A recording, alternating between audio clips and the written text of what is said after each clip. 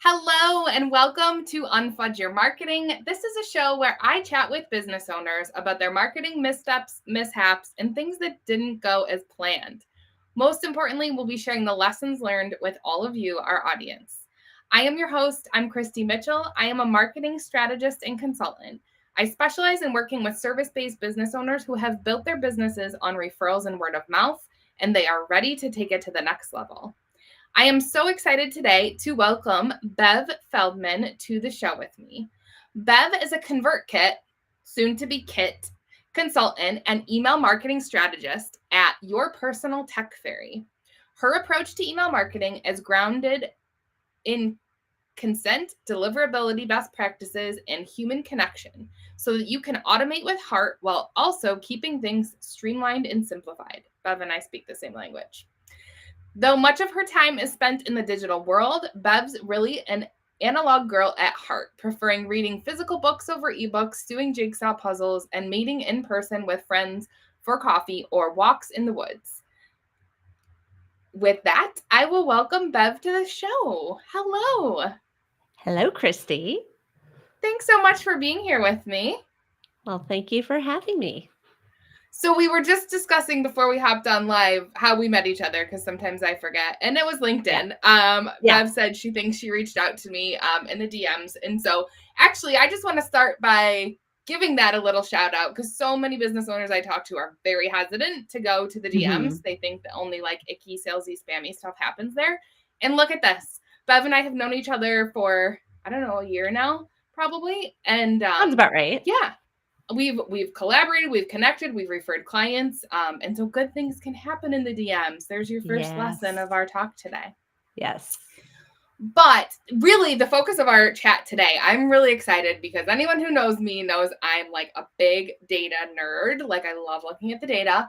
And so when we chatted about you coming on the show, you wanted to share your experience about getting caught up in vanity metrics and what that did for you. Yes. Oh my gosh. So, like you, I am also a big data nerd, but more specifically, email marketing data. No surprise there, since that's what I do. And I think we're at a point where most of us know that open rates are not very accurate at this point.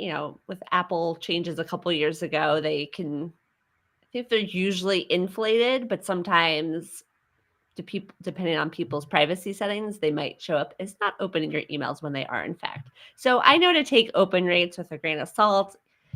That being said, I do think it can be helpful when you look at it within a context. Like if you have a welcome sequence, looking at your open rates within that welcome sequence to see what's going on. So I know this, but I was experimenting a few months ago with switching from doing a weekly newsletter to a 3-time-a-week newsletter. And I was not surprised to see that, I expected that it would have an impact on my open rates, but I was kind of surprised by how much my open rates were going down, even as my newsletter was going up. And I was like, what is happening? And I was getting all the feels, even though deep down I was like, this is so silly. I know better. Why am I getting so caught up in this? And then when I dug a little deeper, I realized this is why context is so important. I was looking again at the percentages of open rates, but when I dug a little deeper, I realized actually the same number of people were opening my emails. It was just because my list was growing, the percentage was going down. So actually, everything was the same. And what I was realizing, another mistake that came out of this was ConvertKit has this built-in creator network where you can refer and be referred by other people who use ConvertKit, which can be a really cool way to organically grow your email list.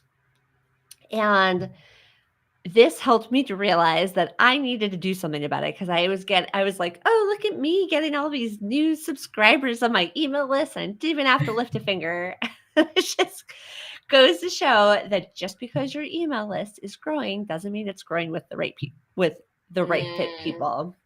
Yes. Because I've also in the past gotten caught up in a previous life when I was a blogger, and I got caught up in the vanity metrics of the number of people on your email list. Now I don't care about my list. Like I'd prefer a smaller, more intimate list.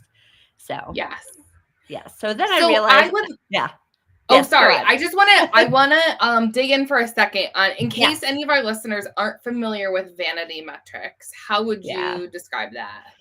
I would describe them as metrics that maybe look good on paper, but don't actually mean anything. So, for example, a vanity metric might be, oh, I have 10,000 people on my email list. Great, but how many of those people are actually opening and responding and clicking on your emails? If you have a 10% open rate on a 10,000 person list, that's actually not great. It's not going to be good Mhm. for email deliverability, which means your email showing up in people's inboxes. So for me, that number of subscribers is a vanity metric in that case. Another Yes. vanity metric could also be open rates when you're not actually digging deeper as to, like who's actually opening, what actions are they taking? Are they taking the actions you want them to take versus they're just opening and kind of ignoring what you have to say? Right. Yes. And I think that that's so important, right? Because you and I both, we love and appreciate data. And for our Yes. listeners, I think one of the big takeaways here is making sure you're looking at the right metrics that are really telling you that story. So just kind of Yes. hammering home on your point, which is such a great one that I see really good business coaches talk about it. Sometimes I talk about it as well in marketing. It's better to have a more engaged following, more people Hmm. opening and clicking on those emails than it is to have this huge list. Because if you have a huge Yes. list and people aren't opening and clicking, what good is it really doing? Exactly. It actually makes me think of I had a client who was getting all these leads to a quiz through Facebook ads. And when I dug a little deeper, I was like, these people are not actually opening your emails. Like they're opening, or they're immediately unsubscribing. They're not opening, and they're marking you a spam. So while there's again another one of those vanity metrics. Like, look at all these leads this thing is bringing in. It's like, no, actually, it's probably doing more harm than good. So that's Yes. why you got to really, like you said, really dig a little deeper and understand like what's the context of all of this. Yeah, and I love that point too, right? When we think in terms of, more established businesses who might have multiple ways that people can get on the email list in terms of, right, Mhm. if they're running ads, that could be one way. If they have just organic lead magnets on their website, right? Each lead magnet is its own kind of stream. And so looking at that data to see which of those sources is providing the best leads in terms of the ones that are most engaged and staying on the email list is a really great, a very valuable process to go through to look at that data and assess it, because then you know which thing you should kind of focus more on in your marketing Mhm. efforts going forward. So yeah, if you're Exactly. spending money on ads and all these leads are like not really leads because they're unsubscribing and marking you as spam, probably time to like shift and try something different. Exactly. So, what else, Bev, in terms of kind of some of your realizations with your analyzing your own data, or maybe you have another great client example in terms of kind of like things that maybe look important on the surface in terms of a metric, but then when you kind of dig deeper, it's like, this is what's really important.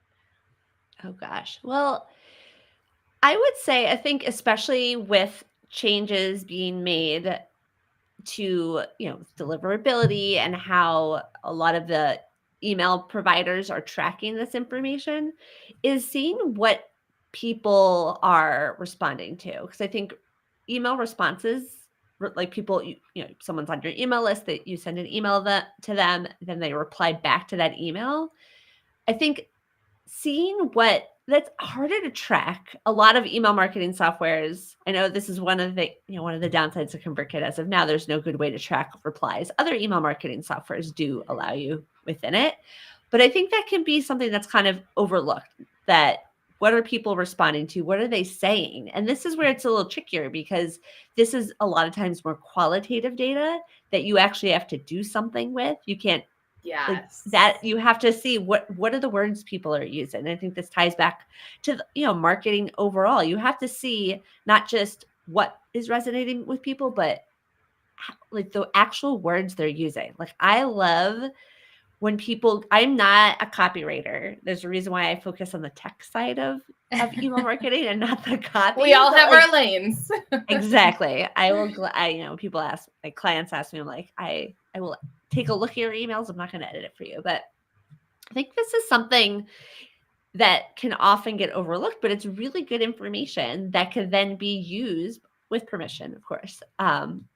In terms of what new content to write about, both, in terms of emails to your list or social media content or blog posts to help you figure out what are things people searching for that will Mm, help get you found on like Google search, for example. But also in terms of like how you're positioning your offers as well. mm. Yeah, that's a great point. And I love what you're saying, like when you get those responses, right? And actually, that's really interesting because I use MailerLite, and I don't think that that's a data point that I actually didn't know that any email marketing software tracks that, can track Yeah. replies. Yeah, that would be really awesome. Yeah. Uh, I think but Active Campaign did or does. I'm not 100% sure Okay. anymore. Okay. That's interesting though. Because, right to your point, most email marketing softwares aren't going to let you easily track that. But whoever's monitoring that inbox, whether it's you or somebody else, like if you have a marketing team, knowing how are people responding, what are they responding. I know for me personally, right? I've been in business over 5 years. I think I probably didn't start doing email marketing until maybe my second year of business. And it's taken time and it's taken consistency, but Mhm. pretty much especially my monthly newsletter, which is like chock full of resources, pretty much every newsletter, I get at least a couple, if not more, people reaching out because something resonated in there with them, or just to say, I really love that you put this together every month. And those are the kinds of things, right? That it can be. I see this on social media all the time where business owners are like, I don't know, it's not really working. We're not getting clients, or we're not growing by the numbers we wanted to. But if you're getting people responding or you're getting people reaching out in the DMs, harder things to quantify. Mhm. But isn't that telling you, right, that it's working? If what you're putting out there, be it social media or email marketing, in this case, like we're talking, if people are responding and saying, wow, this is really awesome, or I never knew this, or thank you so much, I've been meaning to reach out, or whatever that response is, really important to like take that in as a point of reference for what are you getting from all of these marketing efforts that you're doing. Yeah. And I think that's why, and I guess this is kind of, speaking of mistakes I've made, is just not having a way to track it. Because honestly, I think your average business owner, first of all, we have so much going on that it just feels like a yet another thing. And it's so tedious to take the time to think, okay, I sent this email, then what? But to be able to track, like, okay, which emails did I send? Did people click on? What did they click on? And which emails did people did I get a lot of replies to? And think about what was it about that email that got them to Yes. reply. And I think it's, talking about how it's so easy to try something once and say, well, that didn't work. But sometimes it's just the consistency of having to do it a bunch of times.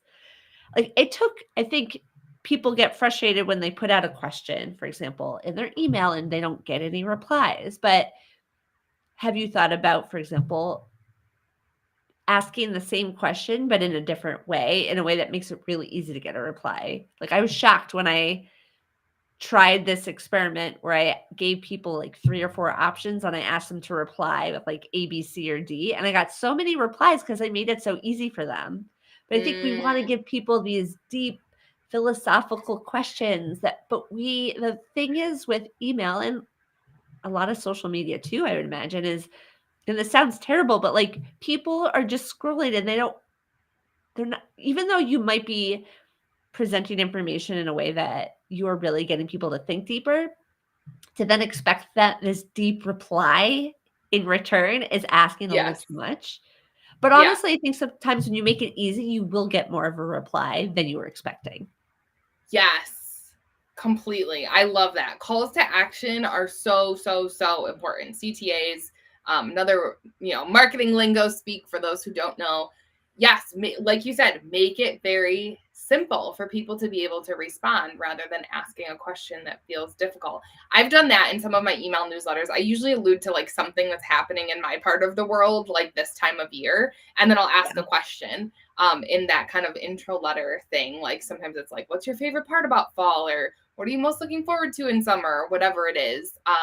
So yeah, having a question that you're asking a specific thing and people have a compelling reason, right? Whether they feel it, it's something that they care about, that kind of thing. I think that's a really great tip. There was something else you said about, I'm trying to remember what it was, about data points. Shoot, I lost it. I should have taken a note. All right, it might come back Okay. to me. It'll come to you like after we're done, probably. Yes. Oh, your point about repetition. Yes, Mm-hmm. yes, yes, 1,000%. I want to say it again to make sure that listeners heard this point. You can't do something once or twice or even maybe 3, 5 times and expect that you know how well that performed. It's a lot of times with what I call organic marketing, right? It's not paid advertising. It's these things that we're doing over and over again, be it social media, email marketing, website, whatever the thing is. They take time and they take repetition. Mm-hmm. And I loved your point about that because when I first started my email marketing journey, I set up like a nurture sequence. So everyone coming on the list got those emails. And then I started doing monthly email newsletters. And until I could get consistent with that and stick to it, I didn't add anything else. But this year is the year that I have been doing the most email marketing in my business. And what I've started to do is take LinkedIn posts that have performed really well for me. They're usually what I call like story-based posts. So it's where I take Mm-hmm. something in my life and like turn it around and make it about business and marketing. And the ones that perform well, I repurpose them into an email. And those are the ones that I get the best response rates from. Like people actually responding and being like, "Oh my gosh, I love this story so much," or, I love the way that you looked at this. So I think that that's another great point to try out some different things, see Mm-hmm. what's really resonating. Also, depending on how you're running your marketing, if you're the one writing your own content, which in my case I am, what do I enjoy writing the most, right? Like I love those Mm-hmm. story-based posts and I love repurposing, right? Let's work smarter, not harder. Yes. But I'll stop there. Do you have any thoughts, comments on all of that I just threw out there? Yeah, I mean, I often will take a similar approach. Like I'll repurpose an email into a LinkedIn post or vice versa. This week, I'm experimenting with. I wrote a very long email, and since I just got off of promoting something, I'm like, I want to keep this week's email shorter. So I kind of teased it out. I'm like, sign up for my newsletter if to see the lessons learned from this. So I think we'll see how that goes. But I think a lot of this is just experimentation, and I think this Yes. is also something kind of related to experimentation, but is kind of related to quote unquote best practices. And I think a lot of times we're like, okay, well, here's this expert who did this thing and it works, so I'll try it and it doesn't work. And I think it's realizing, first of all, what works for one person isn't going to work for someone else because it just depends. And not be, and I hate when people say like, oh, it's a mindset, like it's a mindset issue. It's like, no, we have different communities. Our people, because of how we position what we do, resonate with different things differently. So what Mm-hmm. might work for one person and works wonderfully will not work for somebody else, and that's okay. And I think Yes. you have to try out different things. Like I follow another email marketer who switched to 5 days a week, and I was so inspired that I was like, I will try 3 days a week. And I was like, I don't have it in me. I don't think my community really wants it. Or and maybe it was partially Mm-hmm. because I didn't have the energy behind it and it kind of came Mm-hmm. through. Who knows? But that's okay. Like I will still appreciate her getting her daily email, and I will stick to my weekly with the periodic extra one Yes. here or there. Yeah, that's such a great point. And I feel like I talk about that on LinkedIn so often is like finding what works for you. And a lot of times business owners will ask me things like, well, how often should I be emailing? And I always start with like, well, how often are you emailing now? And if Exactly. you're not able to email monthly on a consistent basis, like let's start with that. If you've already Hmm. been sending monthly emails, okay, let's kick it up a notch and start, adding in something else. And so we like collaboratively figure out what that looks like. But that's such a great point that you have to try new things, like experiment with it and it's okay to look at what other people are doing and maybe try it on. And it's also okay if it doesn't work for you, and find your own Yeah. path forward. Mm-hmm. I also wanted to go back, and this actually reminded me to the point about, because a lot of times I get asked questions like, well, what's a good open rate and what's a good click rate? And I always talk about like industry benchmarks are important because different industries have different, to your point about like doing what works for you, not what works for somebody else. That's important, knowing who your audience is. How do you answer those questions, especially if we have some curious business owners who are listening in and they're like thinking in terms of their own email marketing? What metrics are important for them to be looking at, and how do they know what's good and what's Yeah.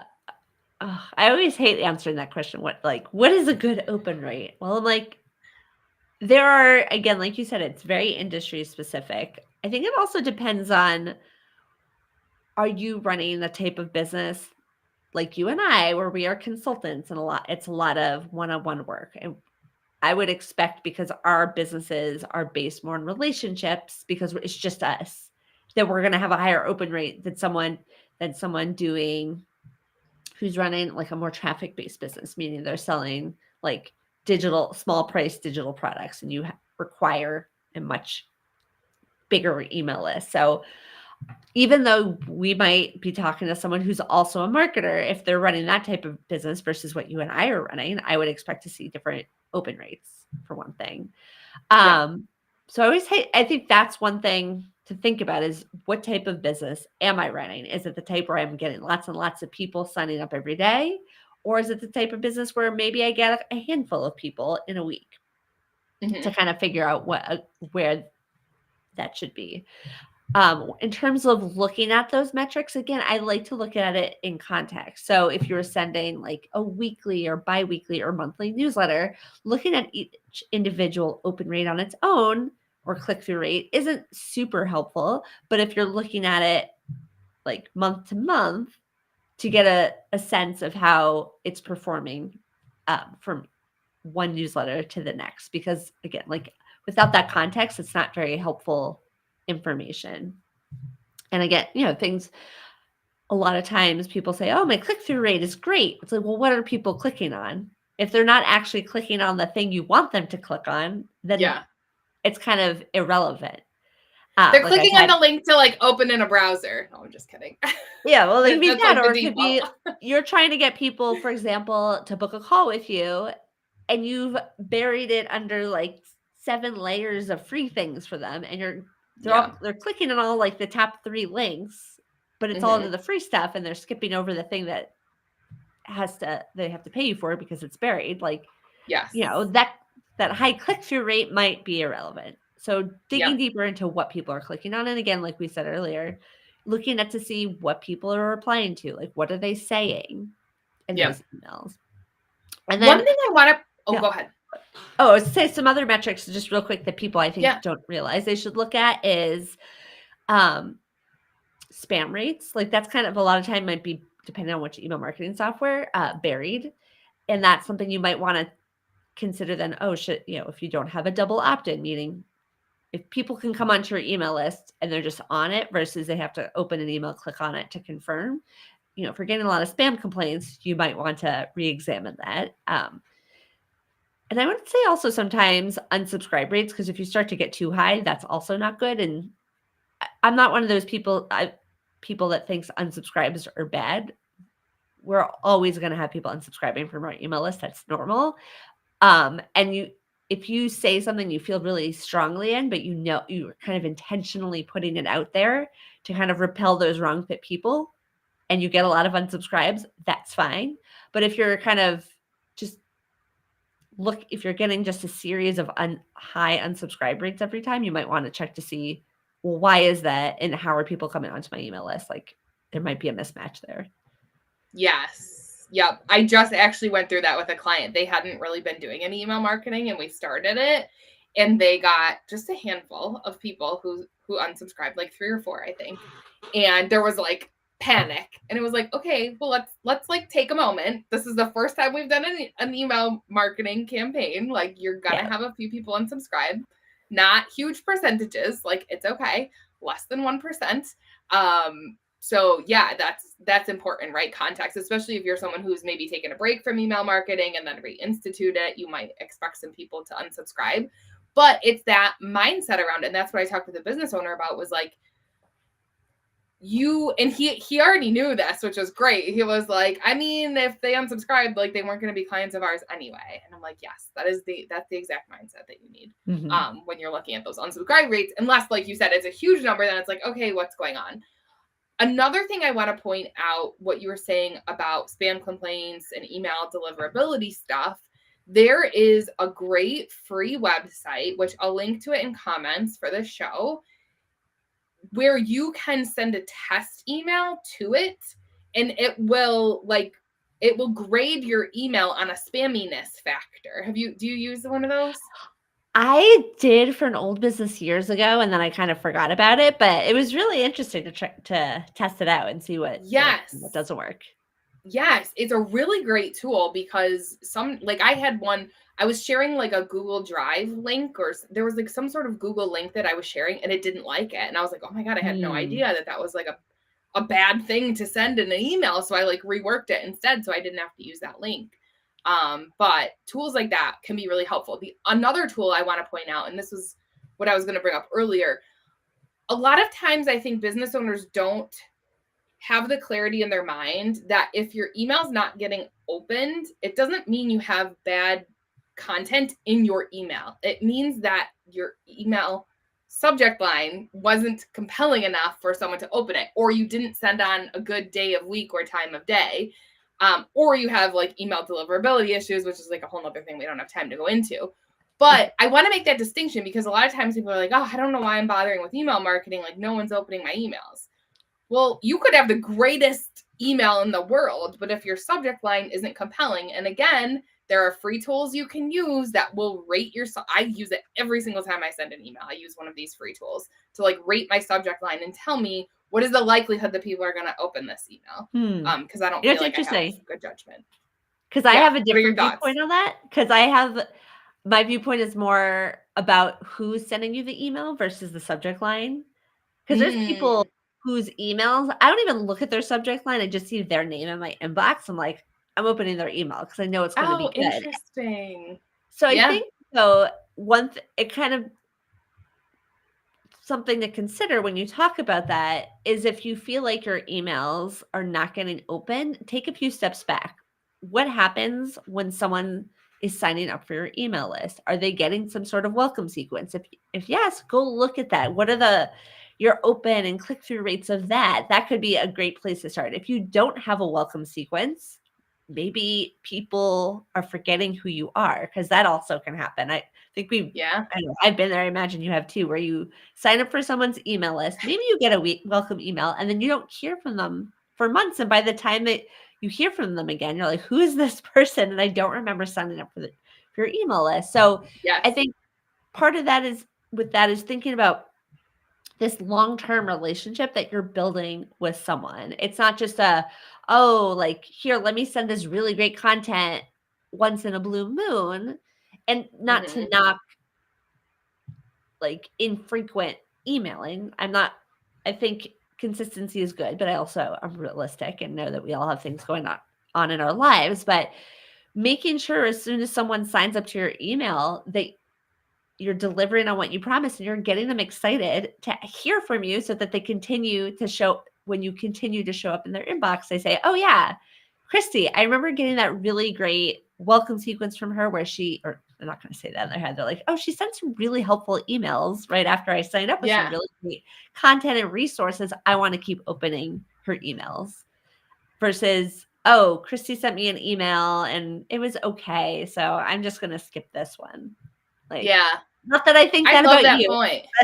Yeah. I love that point, and that actually makes me feel better. Like, maybe I'm stressing too much about my subject lines. Yeah, So that's a really great perspective. I appreciate that. Bev, absolutely. our time is like flown by. I feel like we Oh could my have a gosh. whole other episode talking even more about email marketing.